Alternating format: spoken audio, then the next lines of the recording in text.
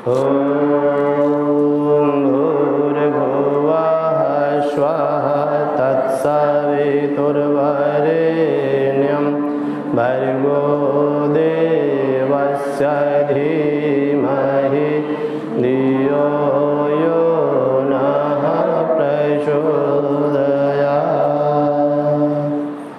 ॐ गुरुर्ब्रह्मा गुरुर्विष्णु गुरुदेव महेश्वरः गुरु साक्षात् परब्रह्म तस्मै श्री गुरुवे नमः। ॐ अखण्डमण्डलाकारं व्याप्तं येन चराचरं तत्पदं दर्शितं येन तस्मै श्री गुरुवे नमः। ॐ मनसावतारे विद्महे दिव्यचेतनाय धीमहि तन्नो श्रद्धानन्दः प्रचोदयात्।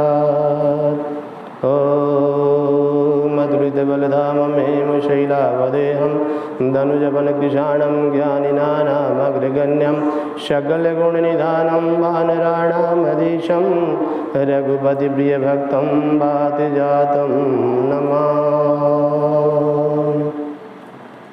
बोलिए परम पूज्य गुरुदेव की जय। वंदनीय माता जी की जय। बोलिए परम पूज्य गुरुदेव महर्षि श्रद्धानंद जी की जय। आज के हम लोग साप्ताहिक कार्यक्रम में सिद्धपीठ शांतिधाम के प्रांगण में उपस्थित हैं। आप सभी साधकों का हार्दिक अभिनंदन है। आज हम लोग साधना व यज्ञ करेंगे। साधना का बहुत ही हमारे जीवन में महत्व है। साधक अगर कोई व्यक्ति नहीं है तो वह अपने जीवन के लिए खुद ही बाधक है। आम आदमी इस चीज़ को नहीं समझ पा रहा है कि साधना का हमारे जीवन में क्या महत्व है। साधना को लोग साधु महात्मा तपस्वियों के गुण अवगुण समझते हैं, उन्हीं का कार्य मानते हैं कि साधना किसका कार्य है? संतों का कार्य है। साधना किसके लिए है? तपस्वियों के लिए है। साधना किसके लिए है? ऋषि महर्षियों के लिए है। ऐसा नहीं है। साधना का महत्व आम जीवन में जितना है उससे ज़्यादा कहीं नहीं है। हर व्यक्ति के जीवन में साधना का महत्व है। साधना है क्या? पहले तो हमें यह समझना पड़ेगा। एक्चुअली साधना के बारे में लोगों के दिमाग में बहुत प्रकार की भ्रांतियां हैं। साधना का मतलब लोग समझ जाते हैं माला जपना, जंगलों में रहना, धुइयाँ रमाना, हठ योग करना। ये सारी चीज़ें साधना का एक प्रारूप हो सकता है, एक स्वरूप यह भी हो सकता है, लेकिन यह ही साधना नहीं है। साधना के बारे में आपको समझना पड़ेगा। साधना 1 घंटे की भी होती है, साधना 1 दिन की भी होती है, और साधना 1 वर्ष की भी होती है, और साधना जीवन भर की भी होती है। एक साधक जब जीवन भर की साधना करता है, जब एक साधक पल पल साधना में रत रहता है, तो उसका जीवन का कायाकल्प हो जाता है। उसका जीवन आम इंसान की तरह नहीं होता।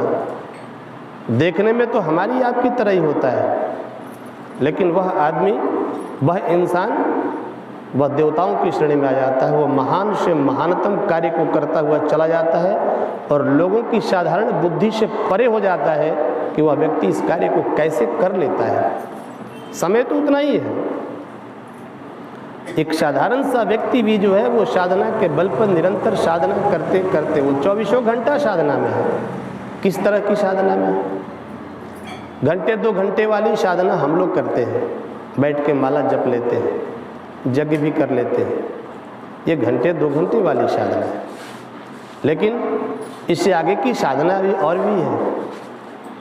कभी कभी हम लोग 40 दिन का 1.25 लाख का अनुष्ठान करते हैं, तो हम 40 दिन की साधना करते हैं। थोड़ा खान पान में परहेज कर लेते हैं, सुबह शाम माला जप लेते हैं। ये हमारी 1.25 लाख का अनुष्ठान पूर्ण करना है। जब तक 1.25 लाख पूर्ण नहीं होता है तब तक हम साधना में रहते हैं। हालांकि उस साधना की पीरियड में भी हम साधना करते नहीं हैं, सिर्फ सुबह शाम ही साधना का एक कोरम पूरा कर लिया करते हैं। और यही वजह है कि 1.25 लाख मंत्र जप अनुष्ठान का जो प्रभाव हमारे जीवन में पड़ना चाहिए वो नहीं पड़ पाता है। साधना का समग्र लाभ लेने के लिए साधना के वास्तविक स्वरूप को समझना पड़ेगा। जप करना हमारी साधना है, यज्ञ करना हमारी साधना है, लेकिन इसके साथ कितनी सारी चीज़ों को जोड़ करके चलना है, किन किन बातों का ख्याल रखना है, किन किन कमियों को दूर करना है, तो हमारी साधना ज़्यादा फलित होगी। इस पर हमारा ध्यान देने की ज़रूरत है। हम मंत्र जप करते हैं लेकिन हमारा ध्यान नहीं एकाग्र होता। कभी आपने इस पर सोचा कि आप जब मंत्र जपते हैं उस समय आपका ध्यान एकाग्र क्यों नहीं है? आप तो मंत्र जपते रहते हैं और अपने घर के कामों के बारे में सोचते रहते हैं, आपकी योजनाएं भी बनती रहती हैं, आप लोगों के बारे में सोचते रहते हैं, आपका दिमाग इधर उधर भटकते रहता है। यह साधना की शक्ति का विकेंद्रीकरण है। साधना से जो शक्ति उत्पन्न होना चाहिए वो शक्ति उत्पन्न नहीं हो पाता। और क्या है, हमारा खान पान भी ठीक नहीं है, उससे भी हमारी साधना की शक्ति का जो प्रभाव आना चाहिए वो नहीं आ पाता है। आहार विहार का अगर संयम नहीं है तो साधना का समुचित लाभ तो हमें नहीं मिल पाएगा। और क्या होना चाहिए, साधना के बारे में हमारी जो निष्ठा है, हमारी जो सोच है वो प्रगाढ़ नहीं है, वह मजबूत नहीं है। आस्था संकट है, आस्था बहुत कमज़ोर हमारी है।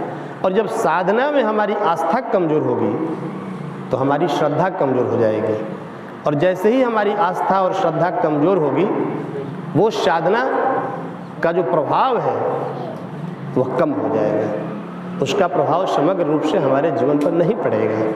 यदि आप साधना का समग्र लाभ लेना चाहते हैं तो आपको उसके साथ अपनी आस्था और श्रद्धा को बड़ा मजबूत बनाना होगा। विश्वास ही नहीं है, श्रद्धा है, विश्वास नहीं है। अगर विश्वास नहीं होगी तो श्रद्धा नहीं होगी। और ये विश्वास और श्रद्धा हमारे अंदर की चीज़ है, ये हमारे बाहर की चीज़ नहीं है। और इसके बिना हम और आप नहीं, ऋषि महर्षि भी इसके बिना समुचित लाभ से वंचित हो गए अपनी साधना से। गोस्वामी जी ने रामचरितमानस की रचना में बालकांड के मंगलाचरण का दूसरा श्लोक उन्होंने लिखा यही कि भवानी शंकर वंदे श्रद्धा विश्वास रूपणो जाभ्याम बिना न पश्यंती सिद्धा स्वांतस्तमीश्वर। मैं उस भवानी और शंकर की वंदना करता हूँ जो श्रद्धा और विश्वास के स्वरूप हैं। इसके बिना हमारी साधना फलित नहीं हो सकती। नहीं तो आप थोड़ा गौर करें, आप खुद सोचिएगा। आप सभी यहाँ बैठे हैं, आप सभी माला जपते हैं, सभी साधना करते हैं, किसी का काम बन जाता है, किसी का बनता नहीं है। कोई इसी मंत्र की साधना करके जो पाना चाहता है वो पा लेता है, और कोई इसी मंत्र की साधना करते वर्षों रह जाता है और उसको कुछ भी नहीं मिलता। अंत में क्या बोलता है, साधना तो हम वर्षों से कर रहे हैं, क्या लाभ मिला हमें। और वो साधना कोई गलत समझ बैठता है। लेकिन गलती कहाँ है, आपके अंदर जो भगवान शिव और पार्वती आपके अंदर जो श्रद्धा विश्वास स्वरूप बैठे हुए हैं वो श्रद्धा और विश्वास ही आपके अंदर नहीं है तो आपकी साधना का फल तो नहीं मिलेगा। और साधना के प्रति हमारा विश्वास अटूट हो, हमारी निष्ठा अटूट हो, हमारी श्रद्धा अटूट हो, इसके लिए आप क्या करते हैं? आपके मन में ये प्रश्न उठना चाहिए ना कि आखिर गुरुजी ये बताइए कि हमारी श्रद्धा अटूट कैसे होगी, हमारी निष्ठा मजबूत कैसे होगी। श्रद्धा और निष्ठा को मजबूत करने का भी तो कोई उपाय होगा ना। और उसका उपाय जो है वो क्या है, वो दो चीज़ें हैं। पहला चीज़ तो स्वाध्याय है, स्वाध्याय है। स्व का अध्ययन कीजिए, अपना अध्ययन कीजिए, सत साहित्यों का अध्ययन कीजिए। क्यों? साहित्य क्या है? एक दर्पण है, एक आईना है। जैसे आप ऐनक में देख करके अपने बाल को संवार लेते हैं, आप चेहरे को देख लेते हैं, चेहरे में कहीं कोई गंदगी तो नहीं है। तो जो हम सत साहित्यों का अध्ययन करते हैं तो हमें पता चलता है कि हमारे अंदर कोई कमी तो नहीं है। हम रामायण पढ़ते हैं तो भगवान राम के आदर्श को पढ़ते हैं, उनके चारों भाइयों के बारे में पढ़ते हैं, उनकी पत्नियों के बारे में पढ़ते हैं, और जब उनके बारे में पढ़ते हैं तो हमें सोचना चाहिए कि उनके अंदर जो गुण था वो हमारे अंदर है कि नहीं है। अगर हमारे अंदर नहीं है तो साधना का लाभ कहाँ से मिलेगा? तो हमारी श्रद्धा नहीं बढ़ेगी। और भगवान राम 14 वर्ष तक जंगल में रहे, उनको किसी प्रकार का अनिष्ट नहीं हुआ, किसी प्रकार का अनिष्ट नहीं हुआ, पुनः वो राजा बन गए, पुनः वो राजा बन गए। तो हमें सोचना पड़ेगा कि अगर उनके साथ ऐसा हो सकता है तो हमारे साथ भी हो सकता है। तो जब सत्साहित्य पढ़ेंगे तो उसमें हमें देखने को मिलेगा या जानने को मिलेगा कि साधना से कौन कौन व्यक्ति कौन कौन सा कार्य किया, कैसे साधना किया, उसका क्या प्रतिफल मिला। जब हम दूसरे का प्रतिफल सुनते हैं, पढ़ते हैं, तो हमारा भी विश्वास बढ़ता है, हमारे अंदर भी श्रद्धा बढ़ती है। आज मान लीजिए आप इस दरबार में बैठे हैं, आप में से किसी एक का कल्याण हो जाएगा, बहुत कष्ट में है, कल्याण हो जाएगा, तो दूसरे आदमी के अंदर भी श्रद्धा बढ़ेगी। देखो वो आदमी वहाँ जा रहा था, उसके देखो उसका कितना विकास हो गया, हमको भी चलना चाहिए। आज तो सब लोग लाभ बस ही भगवान को अपनाते हैं।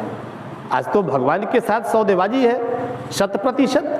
आज तो हम लोग लाभ के लिए मिनटों में भगवान बदल लेते हैं। हनुमान जी से मनोकामना पूर्ण नहीं हुई, चलो माँ गायत्री के दरबार में, उनसे नहीं होगी चलेंगे शिव के दरबार में, उनसे नहीं होगी चलेंगे मजार पे चादर चढ़ा देंगे, कभी शिरडी साईं बाबा का दर्शन कर लेंगे। अरे कहीं से तो लाभ मिल जाए। हमारा तो जीवन जो है बिल्कुल लाभ पर आधारित हो गया है, इससे साधना का लाभ नहीं मिलता। आपके अंदर श्रद्धा और निष्ठा बढ़नी चाहिए, और इसके लिए सबसे जरूरी है स्वाध्याय। स्वाध्याय, आप स्वाध्याय करें, आप रामचरितमानस पढ़ें, आप गीता पढ़ें। आप वेद पुराण नहीं पढ़ सकते हैं, आपके पास संस्कृत का ज्ञान नहीं है, तो हमारी ये 2 ग्रंथ जो हैं इनका आप हिंदी, गीता का हिंदी अनुवाद पढ़ लें। आप रामचरितमानस को पढ़ें, आप उनके प्रसंगों को समझें।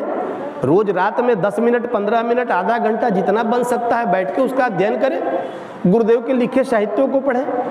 नहीं भाई ये भी नहीं है, ग्रुप में हमारे बहुत से साधक हैं जो अच्छे अच्छे विचार डालते हैं, आप उसी को रोज पढ़ें।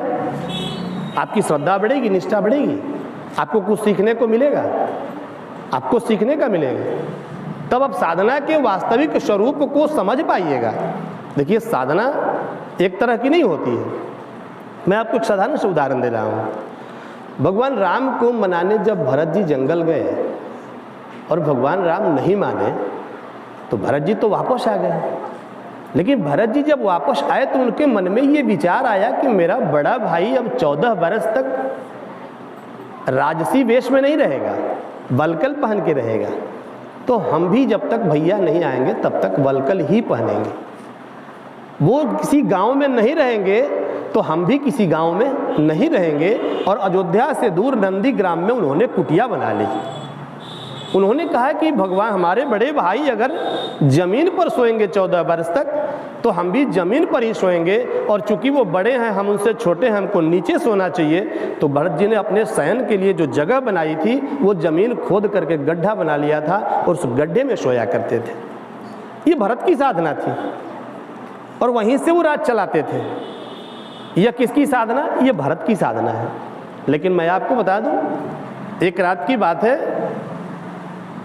कि माँ कौशल्या जो है वो छत पे टहल रही थी। उनको रात में नींद नहीं आ रही थी। अच्छा, जो जंगल में जाके अपने बेटे बहू से मिल कर के आया हो, उस माँ को भला नींद कैसे आए? तो स्वाभाविक है। तो माँ टहल रही थी। टहलते टहलते उसे लगा कि कोई एक और आदमी है जो इस पर टहल रहा है। तो वो करीब गई, देखी कि भरत की पत्नी मांडवी टहल रही है। तो कौशल्या ने पूछा, अरे बेटा तुम क्यों जगी हो अभी तक, तुम सोई नहीं? तो उसने कहा, माँ आप भी तो नहीं सोई हो। मुझे, अरे मैं तो आई हूँ जंगल से और बेटे बहू को छोड़ करके आई हूँ, तो थोड़ी सी चिंता तो हो ही जाती है, इसलिए सोई नहीं, लेकिन रात काफ़ी हो गई है, जाओ जाओ भरत इंतज़ार कर रहा होगा। बोली, भरत कहाँ आए? तो क्या हो गया? तो उन्होंने सारी कहानी कौशल्या को सुना दी कि भरत जी तो नंदी ग्राम में अपना कुटिया बना के वहीं रह रहे हैं। तो माँ कौशल्या ने कहा कि तुम भी वहीं चली जाओ। तो गई थी माँ, लेकिन उन्होंने कहा कि नहीं, तुम वहाँ जाओ, चूँकि भाभी जंगल में है, भाभी जंगल में है, तुम वहाँ जाओ। तो माँ कौशल्या ने कहा कि नहीं, तुम भी वहीं चली जाओ। तो गई थी माँ, लेकिन उन्होंने कहा कि नहीं, तुम वहाँ जाओ, चूँकि भाभी जंगल में है, तुम वहाँ जाओ। और उसके बाद बड़ी तुम हो, इसलिए तुम्हारी जवाबदेही है कि 3-3 माताएं घर में हैं, तीनों का सेवा करना तुम्हारी साधना है, तुम्हारा धर्म है। इसलिए मैं वहां नहीं जा सकी, मैं वहां से वापस आ गई। आप समझ सकते हैं साधना का स्वरूप मैं आपको बतला रहा हूं। और जब मांडवी ने ये बात कही तो कौशल्या जी ने कहा कि तो अच्छी बात है, जब भरत ने कहा और तुमने मान ही ली तो जा सो जा। बोली अभी कैसे सो जाऊं, यहीं से आप देखिए नंदीग्राम की कुटिया नजर आ रही है, वहाँ दिए जल रहे हैं, इसका मतलब कि अभी भरत काम कर रहे हैं, अभी सोए नहीं हैं। और जब तक पति सो न जाए तब तक पत्नी का सोना भी अपराध माना जाता है। मैं कैसे सो सकती हूँ। आप एक ही प्रसंग में आप साधना के स्वरूप को समझें। राम के लिए साधना वनवास है, भरत के लिए साधना नंदीग्राम में बैठ कर के राज चलाना है, मांडवी के लिए साधना महल में रहते हुए भी अपने पति का ख्याल रखना, तीनों माताओं का ख्याल रखना, किसी प्रकार की कोई कमी न हो, यह मांडवी की साधना है। आप साधना के स्वरूप को समझें। साधना किसी एक प्रकार की नहीं होती। हम जो मंत्र जप करते हैं, हम जो यज्ञ करते हैं, ये साधना तो हम इसलिए करते हैं ताकि जो अगली साधना करनी है उसके लिए हमें शक्ति मिले, उसके लिए हमारी बुद्धि तैयार हो। गायत्री महामंत्र सद्बुद्धि का मंत्र है, गायत्री सद्बुद्धि की देवी है। हमारी बुद्धि परिवर्तित हो ताकि इन सब चीज़ों को हम समझ सकें और हम अपने घरों में जब इस तरीके के सत् साहित्य का अध्ययन करेंगे और उसमें जो ज्ञान हमको मिलता है उस ज्ञान को अपने घर में लागू कर सके, ऐसी ताकत हमें इस मंत्र जप से और यज्ञ से मिलता है। ये साधना है। इसलिए सबसे पहला चीज़ ये साधना में हमारी आस्था बढ़े, हमारी निष्ठा बढ़े, हमारी श्रद्धा बढ़े, इसके लिए स्वाध्याय जरूरी है। आप अनर्गल किताबों को न पढ़ें क्योंकि उससे आपके विचार दूषित होंगे, आपके विचार गंदे होंगे। आप सत्य साहित्यों का अध्ययन करें। और दूसरा जो जरूरी चीज़ है साधना के बाद, अगर कोई जरूरी चीज़ है, स्वाध्याय किया आपने, स्वाध्याय के बाद अगर कोई जरूरी चीज़ है तो वह मालूम है, वही है संयम। संयम वह 24 घंटा वह साधना आपकी चलती रहनी चाहिए। ये माला जपने की साधना थोड़ी देर की होती है, व्रत करने की साधना थोड़ी देर की होती है, 1 दिन 2 दिन की होती है, 9 दिन नवरात्रा करते हैं। लेकिन 24 घंटे वाली साधना जो हम भूल जाते हैं, यही गलत है। हमको 24 घंटे वाली साधना करनी होगी। और 24 घंटे वाली साधना हमारी क्या होगी, हमेशा हर पल पल पल हमारे दिमाग में ये बात बैठा होना चाहिए कि आखिर हम हैं कौन, हम कौन हैं। तो मन में आएगा कि हम तो गायत्री साधना करते हैं, गायत्री साधक हैं, हम यज्ञ करते हैं, हम सिद्धपीठ के जैसे सेवक हैं, सिद्धपीठ में जाते हैं। हमारा विचार कैसा होना चाहिए, हमारा आहार कैसा होना चाहिए, हमारा व्यवहार कैसा होना चाहिए, यह लोगों को पता तो चले कि ये आदमी हमसे कुछ अलग है। अगर आप और लोगों में अंतर नहीं है तो साधना किस बात की। आप कैसे साधक हो, आप अपने आप को पहचानो। आप साधक हो इसका मतलब है कि आप ऋषि की संतान हो और अपने पूर्वजों के धरोहर पर आपको गर्व है, आप अपने पूर्वजों की बनाई परंपरा पर चलते हो, आप एक अपने पूर्वजों के आदर्श संतान हो। जो बच्चे अपने माता पिता के आदर्शों पर चलते हैं वो अपने माता पिता के नज़र का आदर्श बच्चा होता है। तो आपको ये बात जब दिमाग में आएगी तो आप संयम बरतेंगे। संयम 24 घंटे होता है, वह 1 घंटे और 1 मिनट का चीज़ नहीं है, वो 1 दिन और 2 दिन का चीज़ नहीं है। हमारे मुख से कोई गलत बात हमेशा न निकले, हमेशा हम घर में दूसरों की शिकायत न करें। अच्छा एक चीज़ और है, मैं आपको बता दूं, अगर जो लोग अपने घर में अजूल फजूल की बातें करते हैं उनके घर में अजूल फजूल की बातें दिन पर दिन बढ़ती जाती हैं। आप घर में हमेशा किसी के कोई आदमी आपके घर में आए और जितना देर बैठे यही चर्चा करें, हमारी तबीयत ठीक नहीं रहती है, हमको बुखार हो जाता है, ये बीमारी है, वो बीमारी है। अब उसका ही रूटीन है आपके यहाँ आना और अपनी सारी बीमारी आपके घर में रख करके चला जाना। धीरे धीरे मालूम होगा आपके घर में भी लोगों को बुखार लगने लगे, बीमारी होने लगी। क्योंकि साइंस कहता है, विज्ञान कहता है कि जो चीज़ हम बोलते हैं वो तरंग बनता है और वो तरंग उस जगह पर विद्यमान होता है, तरंग कभी मरता नहीं है। आपके घर में जिस चीज़ का तरंग ज़्यादा होगा वही चीज़ प्रभावी होगा। हम जो निगेटिविटी कहते हैं घरों में, ये निगेटिविटी है क्या? नकारात्मक ऊर्जा, नकारात्मक शक्ति। अब घर में हमेशा आप गंदे गाने बजाओ, घर में हमेशा गंदी चर्चाएं करो, घर में हमेशा गंदे कहानियां पढ़ो, घर में हमेशा गंदे लोगों की ही बात करो, धीरे धीरे आपका पूरा परिवार गंदा हो जाएगा, गंदा विचार हो जाएगा, गंदा आचरण हो जाएगा, और जो व्यक्ति जैसा सोचता है वैसा करता है और वैसा ही बन जाता है। आपका चरित्र चिंतन सारा का सारा दूषित हो जाएगा और आप इंसान की शक्ल में, इंसान के वेश में ही आप हैवान बन जाएंगे, राक्षस बन जाएंगे। इस चीज़ पर ध्यान देने की ज़रूरत है। अक्सर हम लोग कहीं भी जाते हैं, लोग चर्चा करते हैं, गुरुजी घर में ये परेशानी है, वो परेशानी है। सबसे बड़ा परेशानी का कारण आप खुद हो। आप अपने घर से निगेटिविटी दूर करो, आप अपने घर के वातावरण को ऐसा बनाओ कि घर में साधना हो, यज्ञ हो। बाकी के समय में हम अच्छी चर्चाएँ करें। नहीं होता है, आप एक म्यूजिक सिस्टम घर में लगा लो, धीरे धीरे साउंड में जो है ओम भूर्भुवस्सुः दिन भर बजता रहे, धीरे धीरे बजता रहे। नहीं है, सुबह शाम भगवान की आरती हो, हनुमान चालीसा हो, गीता का पाठ हो, श्री राम जय जय राम कोई गाने वाला भजन ही लगा लो, भगवान का नाम हो। दिन भर छोटे छोटे हल्के साउंड में आपके घर में बजता रहे। आप बर्तन मलते रहो, अपना काम करते रहो। आप देखो आपके घर में धीरे धीरे नकारात्मक ऊर्जा कैसे समाप्त होती है और आपका घर मंदिर बनता हुआ चला जाएगा। आपका जीवन धन्य हो जाएगा। आपको संयम बरतना पड़ेगा, आपको अपने मन के अंदर से गलत विचारों को हटाना पड़ेगा और इसके लिए पल पल आपको सोचना पड़ेगा हम क्या खाते हैं, क्या करते हैं, कैसे रहते हैं, और प्रतिदिन का लेखा जोखा रात्रि में सोते समय आप रखें। जितनी दिन भर में गलतियां हुई कल न हो, नया जीवन, नया जन्म मान करके अगले दिन को नए तरीके से हम लेकर के चलेंगे। मालूम हुआ हमारी साधना प्रभावी होगी। नहीं साहब, हम तो साधना से संबंधित इन बातों का ख्याल नहीं करेंगे। हम तो मंदिर पर बैठकर जप तो करेंगे, लेकिन जप करते करते ही कथा कहानी भी कर लेंगे, लोगों से बात भी कर लेंगे। आपकी साधना प्रभावी नहीं होगी। फिर आप चाहे गुरु जी को दोष लगा लो, या भगवान को दोष लगा लो, या आप मंदिर को दोष लगा लो, आपकी प्रवृत्ति है, आप किसी को दोष लगा लो, इससे कुछ होने जाने वाला नहीं है। काल ही कर्म ही ईश्वर ही मिथ्या दोष लगाइए। आपको, आप साधक हो, आप साधना कर रहे हो तो साधना के विभिन्न पहलुओं को समझने का प्रयास करें। आप सभी साधना कर रहे हैं, अच्छी बात है, साधना करें, यज्ञ करें। साप्ताहिक यज्ञ में आप भाग लेते हैं, अच्छी बात है, हम लोग यज्ञ करते हैं। आप साधना के साथ यज्ञ करें, लेकिन घर पे थोड़ा देर आप स्वाध्याय करें, थोड़ा अपने ऊपर नियंत्रण करें, थोड़ा संयम बरतें। और जैसे ही साधना, स्वाध्याय और संयम कीजिएगा, एक चौथा कार्य आप रूपी आपसे होना शुरू हो जाएगा, क्योंकि आपके अंदर जो भाव है वो सेवा का आ जाएगा और आपको सेवा भावी हो जाएंगे, आप सेवा करने लगेंगे। आजकल एक सबसे बड़ी समस्या क्या हो गई है, घर में बुजुर्ग अकेले पड़ गए हैं। घर में जितने बुजुर्ग हैं वो अकेला पड़ गए हैं।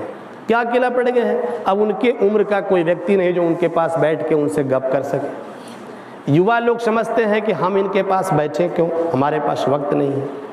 ठीक है, ऐसा नहीं है। आप सभी को ये बात दिमाग में बिठाना चाहिए कि आपके घर में जो भी बुजुर्ग है, आप प्रतिदिन 1 घंटा उसके पास समय दीजिए। अब कहीं से घूम कर आइए, उसके पास 5 मिनट बैठिए, जरा उससे ही पूछिए आपकी क्या स्थिति है, दिन भर में कोई परेशानी तो नहीं हुई, खाना खा लिया आपने, आपको पता है कि आपकी पत्नी खाना खिला दी है, इसके बावजूद भी आपका धर्म है। आप पूछो, घर में बहुएं रहती हैं, दिन भर में 10 बार साथ में रहना होता है, ये चिंता होनी चाहिए। माता जी अकेले हैं, चलो थोड़ा उनके पास बैठ लेते हैं, थोड़ा पूछ लेते हैं, कोई दिक्कत तो नहीं है। सो जाती हैं, ठीक है, जगी हैं, बार बार उनका समाचार लेंगे।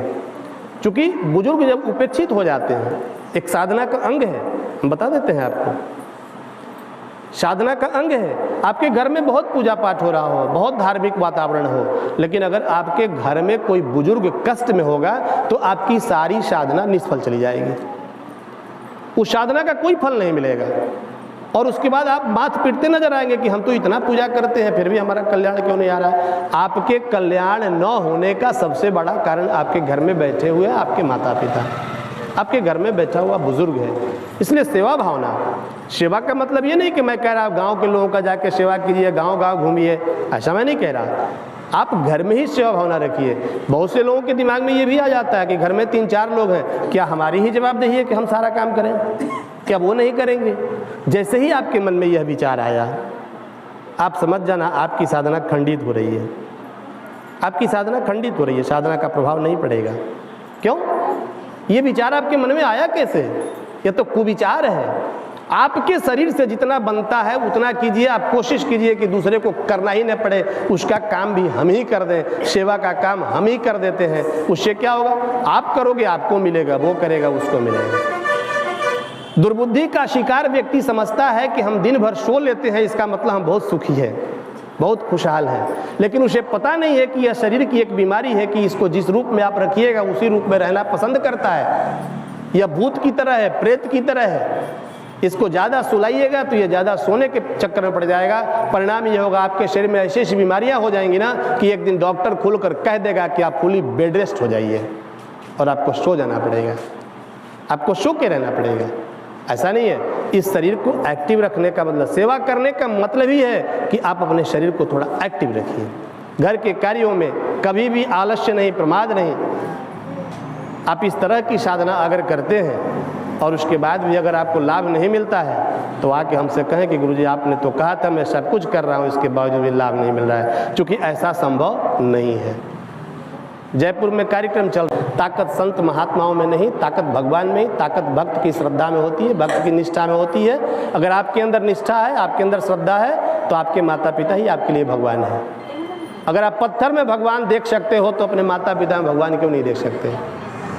मेरे में भगवान अगर आप देख रहे हो, ये आपकी श्रद्धा है, आपका विश्वास है, भगवान है नहीं। आपकी तरह एक साधारण इंसान हम भी हैं। अंतर इतना ही है कि आपसे ज़्यादा हमने स्वाध्याय किया इसलिए यहाँ बैठ के बोल रहे हैं, आपने स्वाध्याय कम किया इसलिए आप नीचे बैठ के सुन रहे हो। आप इतना ही ध्यान रखना। लेकिन साधना केवल मंत्र जप और यज्ञ नहीं है, इसके साथ अगर बाकी चीज़ों को, स्वाध्याय को, संयम को जोड़ करके, सेवा को जोड़ करके चलेंगे तो हमारी साधना फलित होगी और हमारे जीवन का कल्याण होगा। बोलिए वेद माता गायत्री की जय, परम पूज्य गुरुदेव की जय, वंदनीय माता जी की जय। ओम शांति।